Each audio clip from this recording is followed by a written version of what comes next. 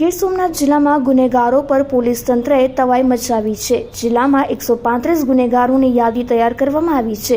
જિલ્લા પોલીસ વડા મનોહરસિંહ જાડેજાએ માહિતી આપી હતી। એલસીબી, એસઓજી અને સર્વેલન્સ સ્ટાફની જુદી જુદી ટીમો બનાવી કોમ્બિંગ હાથ ધરવામાં આવ્યું હતું। ગુનેગારોના ઘરો પર ચેકિંગ હાથ ધરાયું હતું। 3 ઘરમાંથી 5 જેટલા હથિયાર મળી આવ્યા હતા। છેલ્લા 3 વર્ષમાં 4 ગુસ્સી ટોકના ગુના નોંધાયા છે। 40થી વધુ ગુનેગારો જેલમાં છે। 135 પૈકી 25થી વધુ ઇસમો વિરુદ્ધ અટકાયતી પગલાં લેવામાં આવ્યા। જિલ્લામાં ગુનેગારોની અવૈધ મિલકત સહિત પ્રવૃત્તિઓની વિગતો એકઠી કરવામાં આવી હતી। જિલ્લામાં 1 વર્ષમાં 1200 જેટલા ડિમોલિશન કરવામાં આવ્યા છે। રાજ્ય સરકારની સૂચના મુજબ અમે જિલ્લામાં જે અસામાજિક ગુંડા તત્વો છે એની યાદી ગઈકાલે બનાવી લીધી છે। આખા ડિસ્ટ્રિક્ટમાં કુલ 135 જેટલા તત્વોની યાદી બની છે।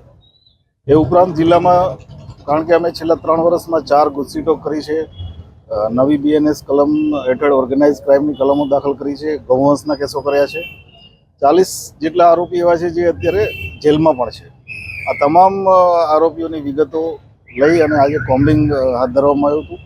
એ કોમ્બિંગ દરમિયાન આરોપીઓના ઘરો ચેક કરવામાં આવ્યા છે, એમના પ્રોપર્ટી, એમના લાઇટ બિલની શું સ્થિતિ છે, બેંક એકાઉન્ટ, જામીન અંગે કંઈ પ્રશ્ન છે, જામીન ભંગ થયેલ છે કે કેમ, આ તમામ વિગતો ચેક કરવામાં આવી છે। અને આ કોમ્બિંગ દરમિયાન અમને 3 ઘરોમાંથી 5 જેટલા હથિયાર પણ મળ્યા છે। ખાસ કરીને જે ગુનાહિત માનસ ધરાવતા ઇસમો છે એટલે ગેરકાયદેસર મકાનો, બાંધકામો એમની સામે કોઈ કાર્યવાહી કરવા માટે આખા જિલ્લામાં આ યાદી બની રહી છે। આમ તો ગીર સોમનાથ જિલ્લામાં છેલ્લા એકાદ વર્ષમાં 1200 જેટલા ડિમોલિશન કરવામાં આવ્યા છે તંત્ર દ્વારા, અને એમાં પોલીસ અને વહીવટી તંત્રએ કામગીરી કરી છે। પણ તેમ છતાંય જે પણ આ યાદી છે, યાદી મુજબ જેને પણ પ્રોપર્ટી દેખાય છે, જે જણાઈ આવે છે, વેરીફાઈ કર્યા પછી કે જે ગેરકાયદેસર છે એ તમામની સામે કાર્યવાહી કરવામાં આવશે। હાલ છે કેટલા કોઈને રાઉન્ડ અપ કરવામાં આવ્યા અટકાયતી પગલાં?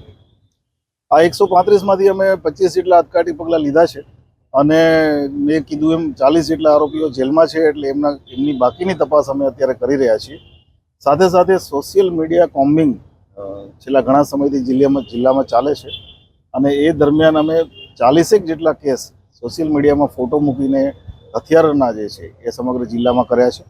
છેલ્લા 3 દિવસમાં અમે ભાડુઆતના 4 થી 5 કેસ કર્યા છે કે જે લોકો વિધાઉટ ઇન્ફોર્મિંગ પોલીસ ભાડે મકાન લઈને રહે છે।